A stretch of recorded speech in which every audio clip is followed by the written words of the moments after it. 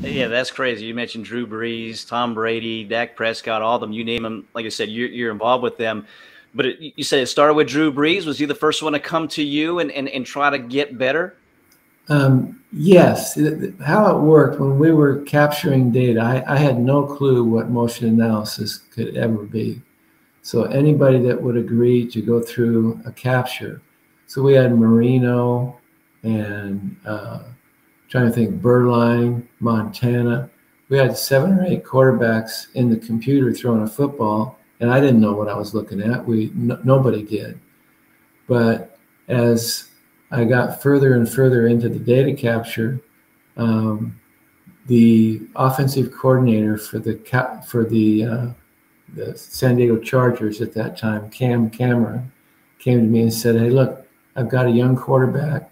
I'd like you to meet and talk to. I think he needs a little mental emotional boost, presence in the locker room, et cetera, et cetera." So I met him because of Cam and got to know him really well. And good, bad, or indifferent, the season that he was going to be a free agent and was hoping to sign back with the Chargers, he had a blowout in his shoulder. He got crunched and had the surgery from Dr. Andrews. And Dr. Andrews called me after the surgery and said, "Okay, I put him back together, but I don't think he's ever going to throw a football again." Wow. And eight months later, he was throwing footballs for the New Orleans Saints. So he was a neighbor of mine here in Del Mar in San Diego. And pretty much after his surgery, we worked every day for about 4 months to get his arm back. And all the weird stuff you see on TV, the Dak dance and all that kind of stuff. It was literally we had to figure out a way for Drew to get back to throwing form without lifting heavy weights, doing the traditional stuff because he couldn't.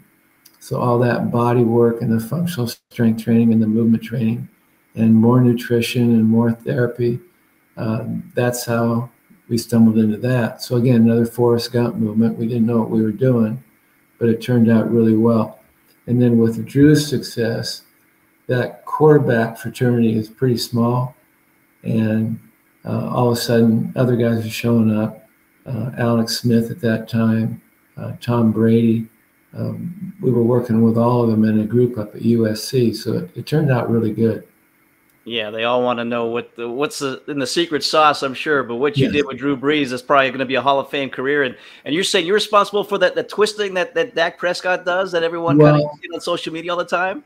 Remember, when you say I'm responsible, I'll get blamed. I'm responsible, good or bad. It all started, and it wouldn't have happened except Drew and I. We collaborated. Well, we can't lift weights, but what would happen if we held a weight isometrically and just move the body around?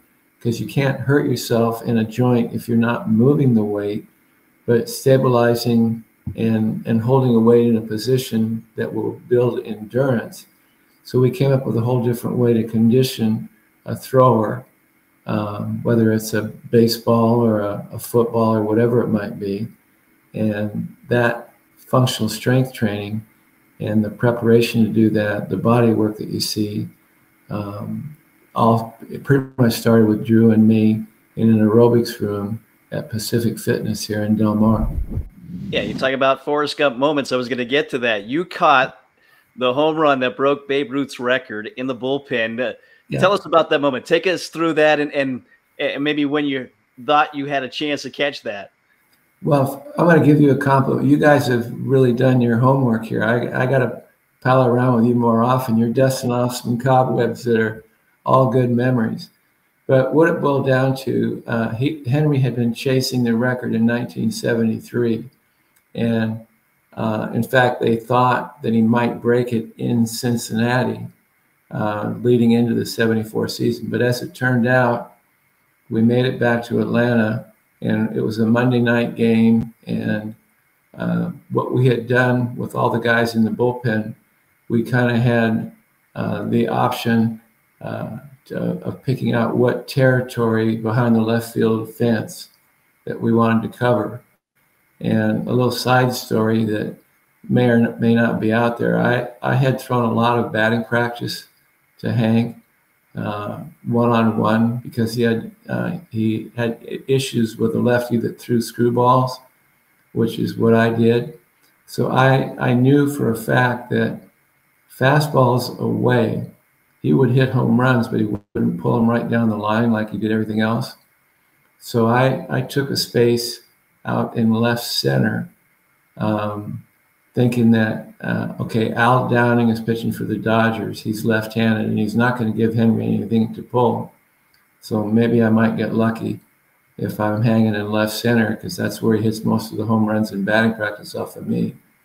And as luck would have it, or divine ordinance, or whatever it is, the ball came right to me. If I would have stood still, it would have hit me in the forehead. Everybody talks about what a great catch it was. It wasn't a great catch. It just was hit.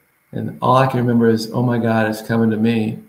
And then the next thing I was consciously aware of, home plate, him the ball. Yeah, you ran and gave him the ball right away.